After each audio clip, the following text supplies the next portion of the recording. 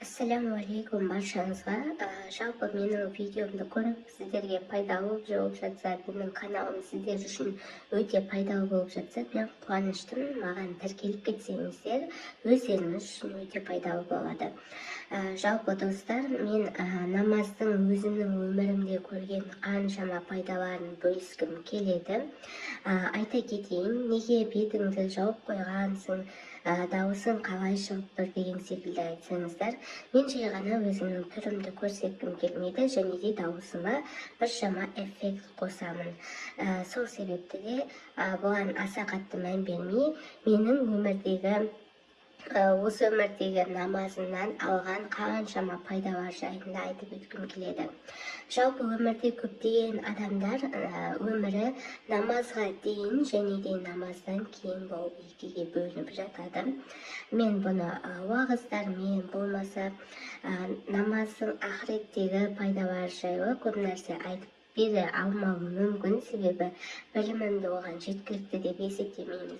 Негізінде намазды әлбетте Аллахтың разылығы үшін деп махаббатпен бәріміз бастаймыз, және де көптеген адамдар өмірі намазға дейін және намаздан кейін екенін айтып жатады. Ал мен өзімнің өмірімдегі қандай пайдаларын көрдім, осыны айтып кетсем.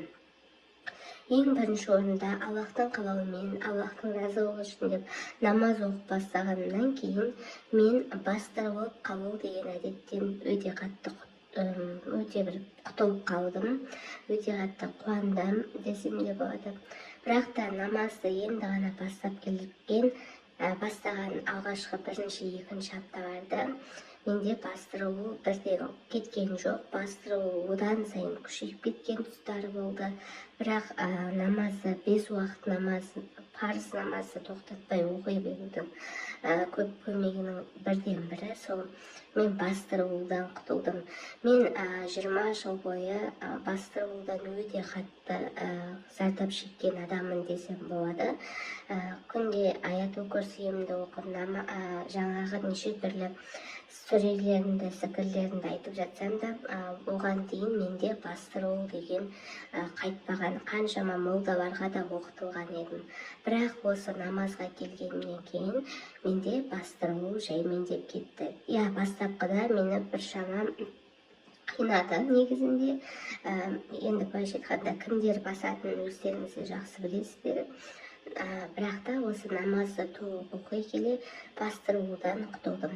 Ал менде келесі нәрсе, менде университетте сондай бір жақсы нәтижелер, үздік нәтижелер көріне бастады. Шыны керек, мен 4 жыл бойы, мысалы үшін 4-ші курстың 1-ші семестріне дейін менде қанша талпынсам да университетте стипендиядан құлай беретін едім. GPA-м өте төмен болды. Былайша айтқанда, жолым жабық секілді болып жүрді. Ал 5 уақыт намазымды тұрақты оқуға жүргенімнен кейін мен 4-ші курстың 1-ші семестрінде бастаған едім. Аллахтың қалауымен 2-ші семестрінде стипендияға іліктім. Бұл менің өмірімде намаздан кейін болған өте ерекше нәтиженің бірі болды. Себебі мен 1-ші курстың 1-ші семестрінен кейін стипендияға қайта іліккен адам емеспін. Әр семестрде мені бір пәннен ұсталып қала беретінмін, яғни стипендиядан құлауыма. Ал намазға келгеннен кейін Аллахтың қалауымен стипендияға іліктім.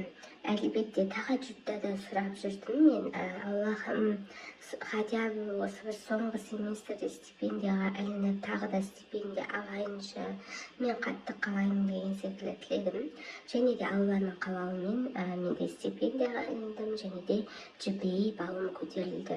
Менің көптеген таныс құрбыларында 5 уақыт намазға келгеннен кейін оларда мына нәрсе байқалған, карьерада өсу тез бола бастады деген секілді. Кәсібімде береке, өмірімде береке арта бастады деген секілді айтқан болатын. Және де бұл нәрсе де маған өте қатты білінді. Себебі менде уақыттың берекесі кіргені қатты байқалды. Істеп жатқан істерімде береке көріне бастады, табысымда береке бола бастады. Және де бір апта менде бұрын бір күн сияқты демей ақ қояйын, бір апта өте тез суылдап өте шығатын. Ал 5 уақыт намазды оқығалы кәдімгідей бір апта уақыт, бір ұзақ, бір 10 күндік уақыт секілді берекесі артып, кәдімгідей солай бір уақытыма береке кіріп қалды деп бір мақтанышпен айта аламын. Және де менде кішігірім жолым жабылып қалған секілді болып жүрген сәттер болды. Қатты қарызға кіріп қиналған сәттерім болды. Ал осы 5 уақыт намазында тұрақты бола бастағанында Аллахтың қалауымен менде көптеген қарыздарым, проблемаларым өзімен өзі шешіліп кетіп жүрді. Бұл әлбетте Аллахтың бізге берген ғажайыбының бірі деп айтсам болады. Намаздың сіз пайдасын Аллахтың разылығы үшін әлбетте оқып бастасаңыз, сөзсіз екі дүниеде де, ақыретте де, осы дүниеде де пайдасын көресіздер. Қазіргі уақытта көптеген ислам дінінің жаңағы былайша айтқанда қарама-қарсы бағытта исламофобтар, атеистер, дінді қаралағысы келетіндер қаншама көбейіп кетті ғой, өздеріңіз де жақсы білесіздер. Бірақ олардың сөзіне қараудың қажеті жоқ. Негізінде иманның дәмін бір сезініп алған, және де намаздың көмегімен, яғни Аллахтың берекеті, Аллахтың қалауымен десем болады негізінде. Сөзсіз кез келген нәрсе Аллахтың қалауымен, және де Аллахқа құлшылық еткен сайын сіздің өміріңізде жеңілдіктер көбей береді. Негізінде ашығын айтқанда көптеген адамдар намазға бірден келе қоймайды. Мен өзім де салауаттан бастаған адаммын. Бір күні бір имамның салауаттың пайдаларын айтқан видеосын көріп қалып, сол бойынша күн сайын салауат айта бастадым. Және де шыны керек, салауаттың пайдаларын мен өмірде көре бастағаннан кейін мойындаймын, 200-лікпен дінге келеміз кейбіріміз, ал кейбіреулеріміз болады дүниелік қажеттілікпен келеміз. Бірақ Аллах тағаланың мейірімділігі сондай, біз өз бас пайдамызды ойлап дінді ұстансақ та, бізге түптің-түбінде бір жүрегімізге иманды, махаббатты салып қояды екен. Альхамдулиллах десек болады. Яғни салауаттан басталды. Және қазіргі таңда Құранды тікелей түпнұсқада оқып, және де қари, хафиз болуды да армандап жүрмін десем де болады. Және де бұл нақты мақсаттардың тізіміне енуде. Осылайша қарапайым ғана нәрседен басталады екен бәрі де. Шыны керек, мен салауаттың не екенін де білген адам емеспін. Екінші курс кезінде Аллахтың қалауымен бір реус шығып қалды, жаңа айтып кеткен бір имам кісінің салауаттың пайдасын айтқанын тыңдап қалуым. Бұл да бекерден бекер емес. Бас пайдам арқылы болса да, Аллах тағала өзіне алып келгеніне шүкір етемін. Вдруг егер мен дүниелік қалауымсыз болмай, ештеңе істемей жүре берсем, хотя бы бір әрекетте болмаса, бәлкім ештеңе болмас па еді. Имамның дәмін сезбей өтуім де мүмкін еді. Негізінде дүниелік қажеттілік үшін үйтпей дегенге мән берудің қажеті жоқ. Бастапқыда бір бас пайдамыз үшін бір нәрсе бастаймыз, ал Аллах өзі сондай мейірімі шексіз.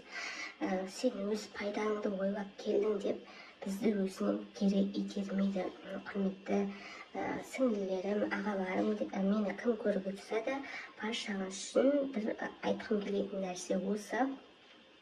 Аллах тағала барша құлшылығымызды қабыл етіп бұйырса, ақыретте де мол жемісін берсе, мен қуанар едім. Келесі видеомда тахаджудтың өмірімді қалай 180 градусқа өзгергенін айтып бергім келеді. Және де тахаджуд намазының қаншама адамдардың өмірін кәдімгідей өзгертіп тастаған пайдалары туралы да айтып беремін бұйырса. Мен шынайы өмірінде болған нәрсені айтып берген сіздерге ұнады деп ойлаймын. Және де маған тіркеліп кетсеңіздер қуанар едім. Сау саламатта болыңыздар.